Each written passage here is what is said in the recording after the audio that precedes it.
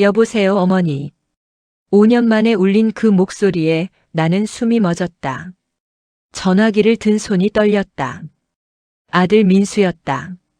5년 전 그 여자와 결혼할 거예요 라며 집을 나간 그 아이가 지금 내게 전화를 걸었다. 목소리는 예전과 달랐다. 떨리고 지쳐 있었다. 어머니, 저 병원입니다. 그 한마디에 세상이 무너졌다. 나는 서둘러 옷을 챙겨 입었다. 5년 동안 한 번도 연락하지 않던 아들이 지금 나를 찾고 있었다. 가슴이 무너지는 동시에 어딘가 이상했다. 왜 하필 지금? 왜 병원? 그리고 그 여자는 어디 있지? 택시 안에서 나는 떠올렸다. 5년 전 그날을. 어머니가 반대하셔도 전 결혼할 겁니다. 차갑게 내뱉던 아들의 얼굴을. 그리고 그 옆에 서 있던 여자. 나보다 10살이나 많고 이혼 경력에 아이까지 딸린 그녀를. 병원 문을 열었다.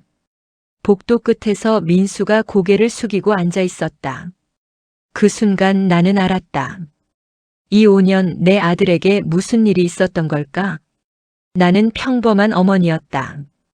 남편 없이 아들 하나 키웠다.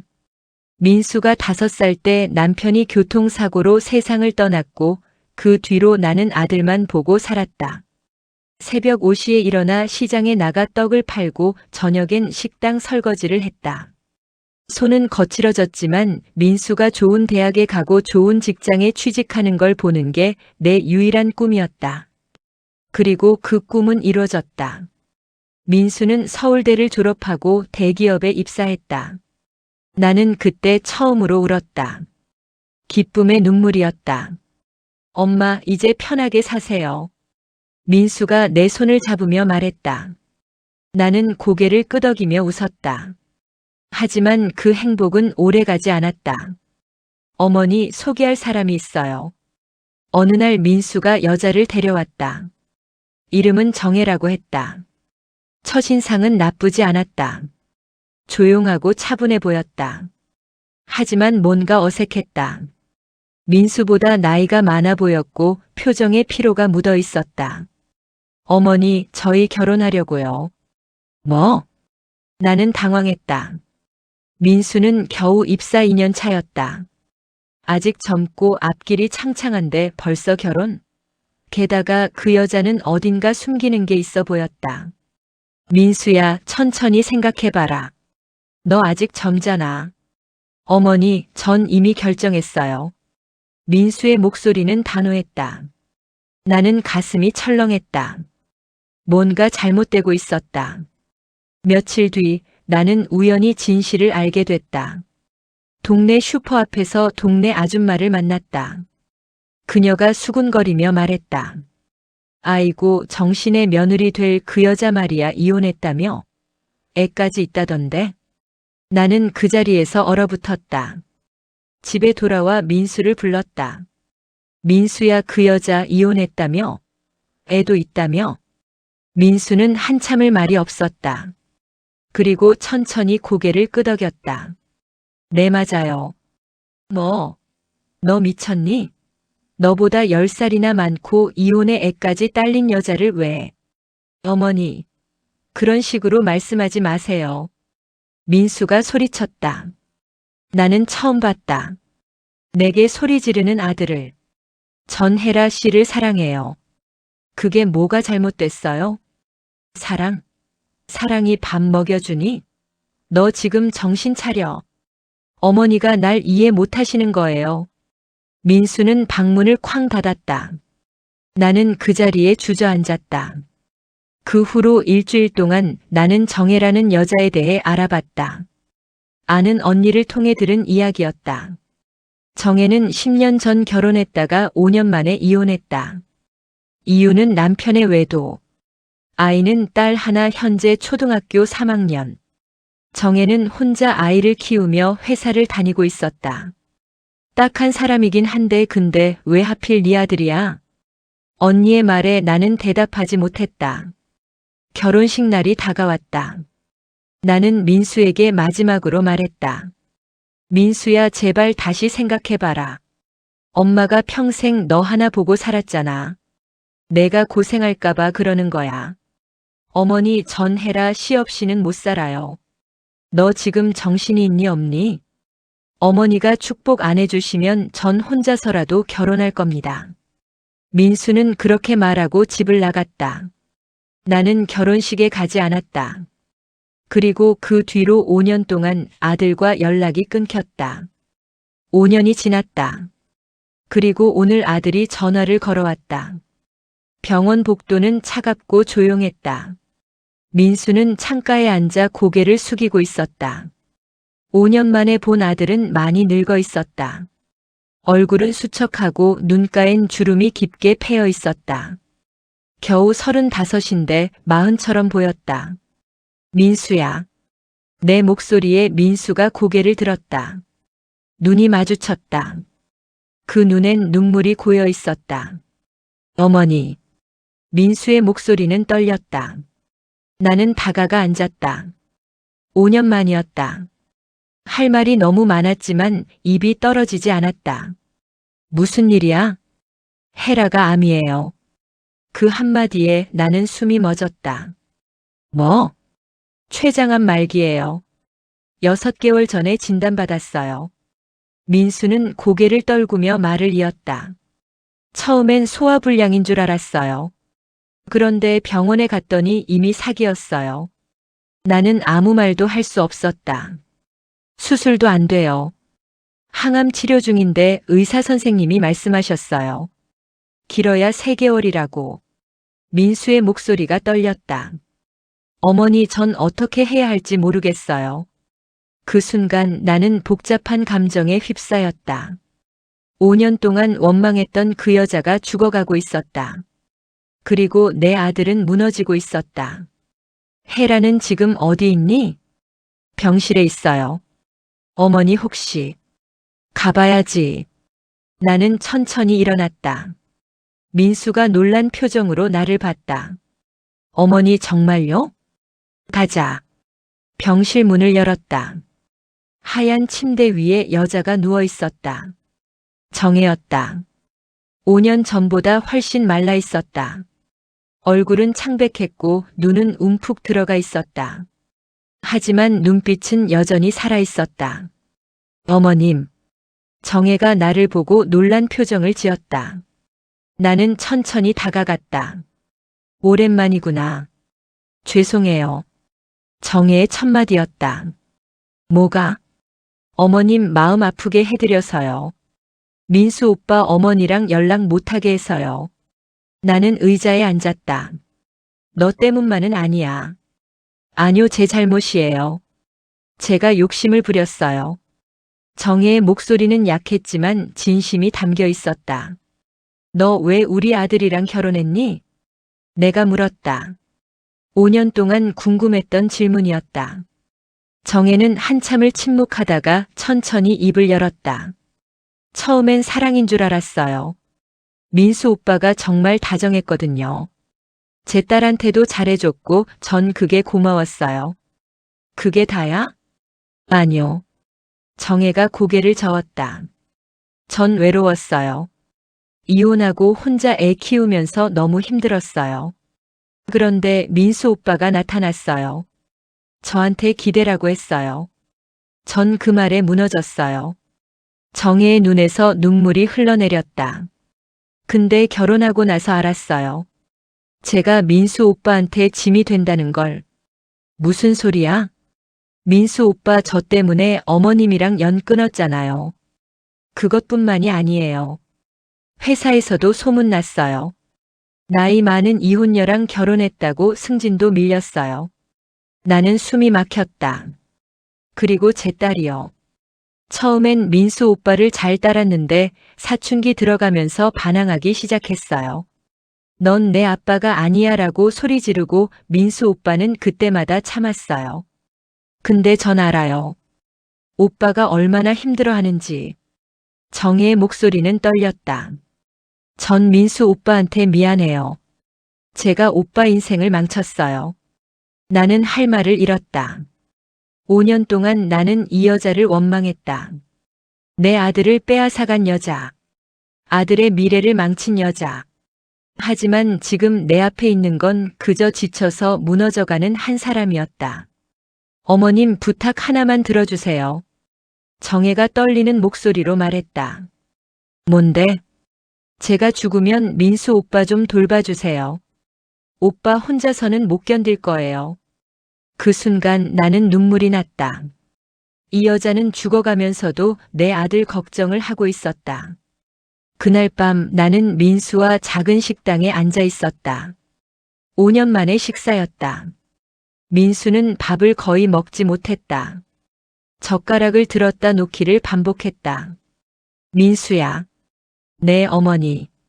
이 5년 동안 어떻게 살았니? 민수는 한참을 침묵하다가 천천히 입을 열었다. 힘들었어요. 처음엔 괜찮았어요. 헤라도 밝았고 은지헤라의 딸도 잘 따라줬고 근데 시간이 지나면서 다 틀어지기 시작했어요. 민수의 목소리는 지쳐 있었다. 회사에서 소문이 났어요. 제가 나이 많은 이혼녀랑 결혼했다고 동기들은 승진했는데 전 계속 제자리였어요. 그리고 은지가요 중학생 되면서 완전히 변했어요. 저한테 대놓고 무시하고 헤라한테도 반항하고 집에 오면 방문 잠그고 안 나와요. 민수가 고개를 떨궜다. 근데 제일 힘든 건 헤라예요. 뭐가? 헤라가 저한테 미안해해요. 맨날 미안하다고만 해요. 자기 때문에 제 인생이 망했다고 그 말 들을 때마다 가슴이 찢어져요. 민수의 눈에서 눈물이 흘러내렸다. 전 헤라를 사랑해요. 진심으로요. 근데 왜 이렇게 힘들까요? 사랑하면 행복해야 하는 거 아닌가요? 나는 대답할 수 없었다. 어머니, 제가 잘못한 걸까요? 민수가 물었다. 뭐가? 어머니 말씀 안 듣고 결혼한 거요. 제가 어머니 마음 아프게 하고 제 인생도 망치고 헤라도 힘들게 하고. 민수야. 전 그냥 헤라가 불쌍했어요. 혼자 애 키우면서 얼마나 힘들었겠어요. 전 헤라한테 기대라고 했어요. 근데 전 헤라를 지켜주지 못했어요. 민수가 울기 시작했다. 30대 중반의 어른이 식당 한가운데서 소리내어 울었다. 나는 그 모습을 보며 가슴이 무너졌다. 집으로 돌아오는 길 나는 복잡한 생각에 빠졌다. 5년 전 나는 이 결혼을 반대했다. 아들이 고생할까봐, 아들이 후회할까봐, 그리고 지금 내 예상은 맞아떨어졌다. 하지만 이상했다. 아들은 후회하지 않았다. 힘들어하고 지쳐 있었지만 정혜를 원망하지 않았다. 오히려 자신을 탓하고 있었다. 이게 사랑인가? 다음 날 나는 다시 병원에 갔다. 정혜는 항암 치료를 받고 있었다. 민수는 회사에 가고 나는 병실에 혼자 남았다. 창밖을 보고 있는데 뒤에서 목소리가 들렸다. 어머님. 돌아보니 어린 여자아이가 서 있었다. 은지였다. 정혜의 딸. 넌 누구니? 은지예요. 엄마 딸이요. 은지는 조심스럽게 다가왔다. 학교는? 오늘 일찍 끝났어요. 엄마 보러 왔어요.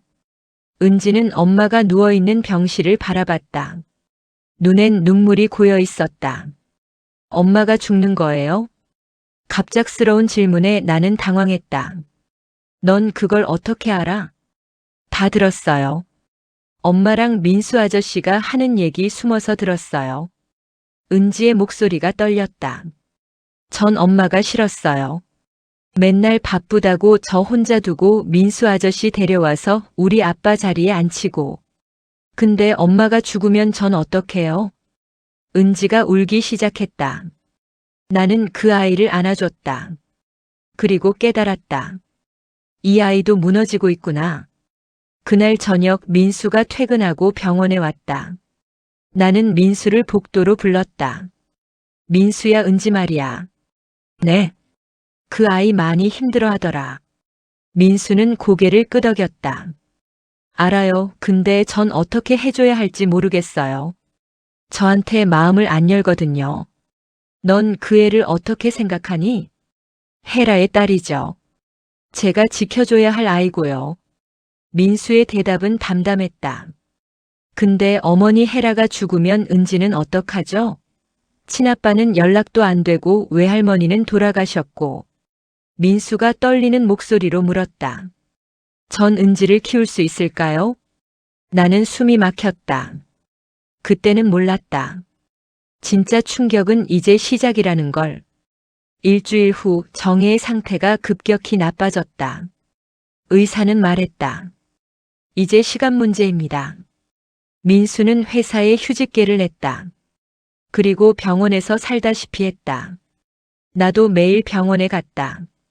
은지도 학교 끝나면 달려왔다. 그렇게 우리는 정혜의 마지막을 지켰다. 어느 날 밤 정혜가 나를 불렀다. 어머님 잠깐 얘기 좀 할 수 있을까요? 그래. 나는 침대 옆에 앉았다. 정혜는 힘겹게 몸을 일으켰다. 어머님 죄송해요. 제가 어머님 아들 힘들게 했죠? 이제 와서 그런 얘기 하지 마라. 아니요, 꼭 해야 해요. 전 어머님한테 용서받고 싶어요. 정혜의 눈에서 눈물이 흘러내렸다. 전 사실 알고 있었어요. 민수 오빠가 저랑 결혼하면 힘들어질 거란 걸. 근데 전 너무 외로웠어요. 그래서 욕심을 부렸어요. 어머님 미안해요. 그리고 감사해요. 뭐가? 민수 오빠를 이렇게 훌륭하게 키워주셔서요. 오빠 정말 좋은 사람이에요. 정혜는 웃었다. 마지막 웃음이었다. 그날 밤 정혜는 민수를 불렀다. 오빠 제 서랍 열어봐요. 파란 봉투 있을 거예요. 민수는 서랍을 열었다. 파란 봉투가 있었다. 그거 열어봐요.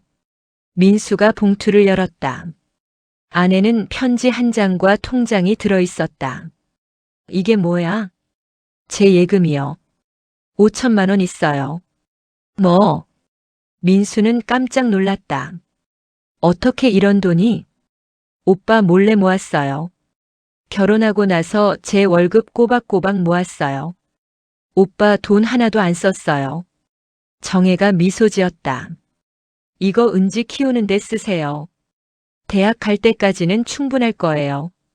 해라 너. 민수의 목소리가 떨렸다.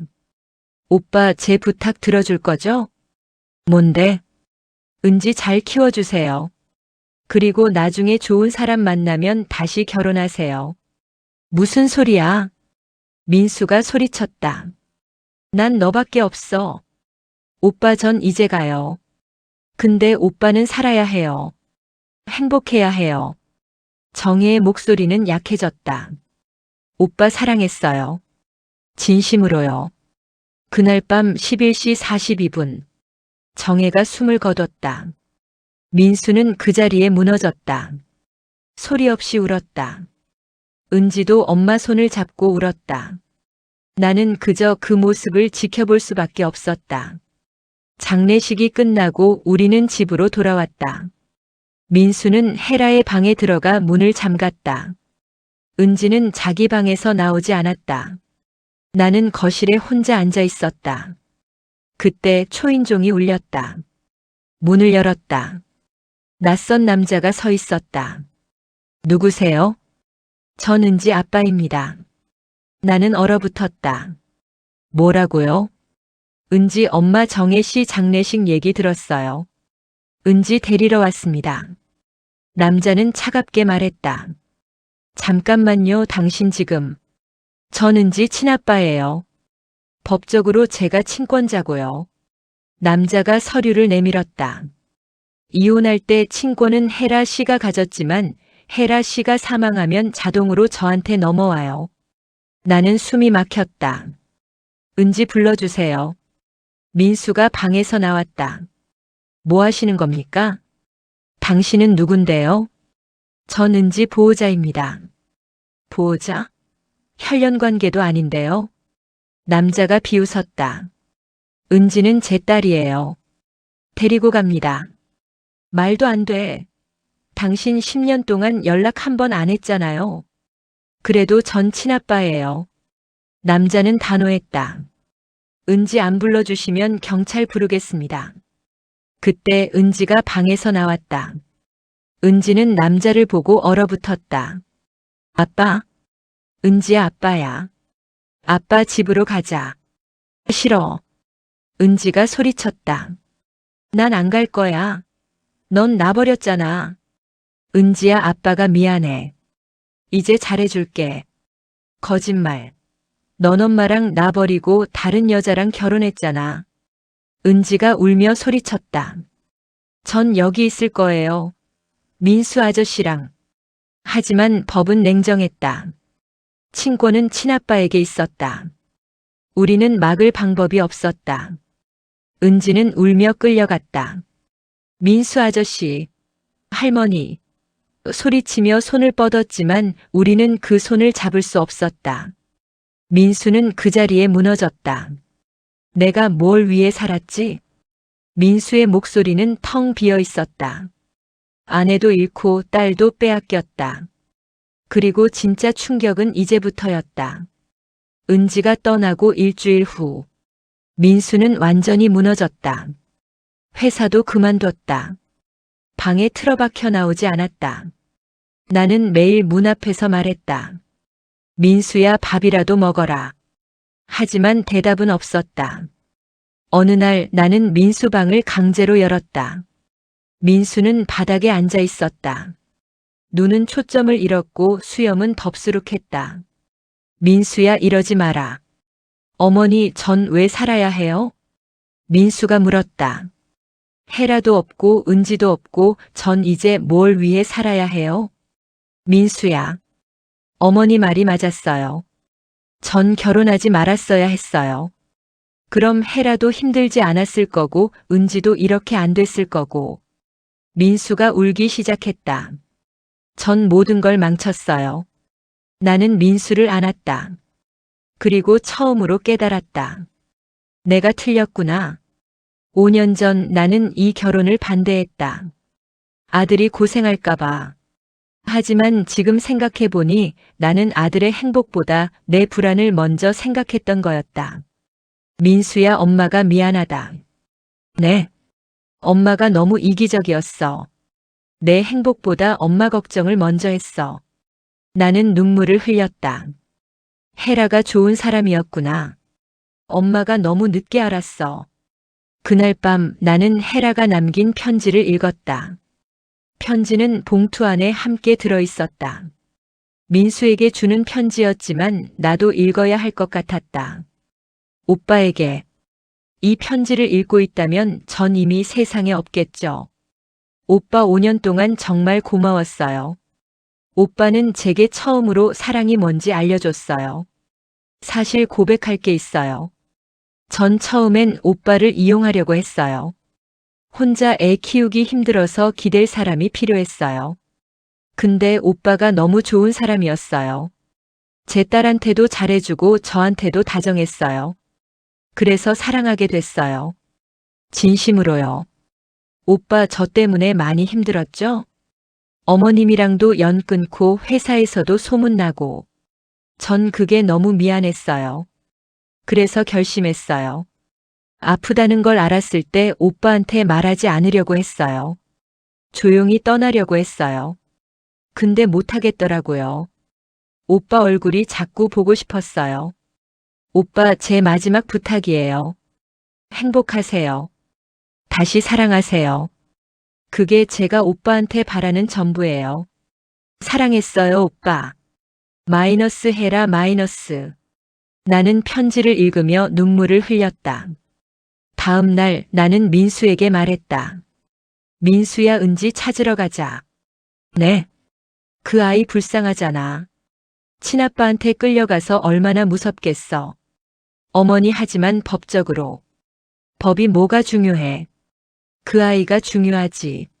나는 단호하게 말했다. 헤라가 그렇게 부탁했잖아. 은지 잘 키워달라고. 우리 그 약속 지켜야지. 민수의 눈에 빛이 돌아왔다. 어머니, 정말요? 그래. 가자. 우리 은지 데려오자. 우리는 은지 아빠 집을 찾아갔다. 초인종을 눌렀다. 문이 열렸다. 은지 아빠가 나왔다. 뭐하러 왔어요? 은지 좀 보자. 안 돼요. 돌아가세요. 당신 지금 은지한테 뭐 하는 거야? 민수가 소리쳤다. 그때 안에서 소리가 들렸다. 아빠, 싫어요. 은지의 목소리였다. 나는 문을 밀고 들어갔다. 거실에 은지가 앉아 있었다. 얼굴은 눈물범벅이었다. 은지야. 할머니. 민수 아저씨. 은지가 달려왔다. 야, 지금 뭐 하는 거예요? 은지 아빠가 소리쳤다. 당신이 뭐 하는 거야? 애를 왜 이렇게 만들어? 제 딸이에요. 제가 어떻게 키우든 상관없잖아요. 상관없어. 이 아이 엄마가 당신 때문에 얼마나 힘들었는지 알아. 나는 소리쳤다. 당신 외도에서 이혼했잖아. 그리고 10년 동안 연락 한 번 안 했잖아. 그런 주제에 지금 아빠 행세야. 결국 우리는 경찰을 불렀다. 상담사도 왔다. 은지는 울며 말했다. 전 민수 아저씨랑 할머니랑 살고 싶어요. 아빠는 싫어요. 상담사는 아이의 의견을 존중해야 한다고 했다. 법원 판결이 났다. 친권은 친아빠에게 있지만 양육권은 민수에게 주어졌다. 우리는 은지를 지켰다. 6개월 후, 우리는 작은 집에서 셋이 살고 있었다. 은지는 학교에 잘 다녔다. 민수는 새 직장을 구했다. 나는 손주를 돌보듯 은지를 돌봤다. 어느 날 저녁 은지가 말했다. 할머니 민수 아저씨 고마워요. 뭐가? 나 버리지 않아서요.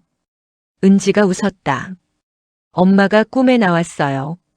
고맙다고 했어요. 나는 눈물이 났다. 민수가 말했다.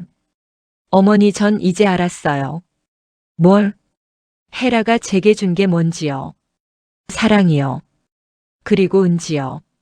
민수가 미소 지었다. 전 후회 안 해요.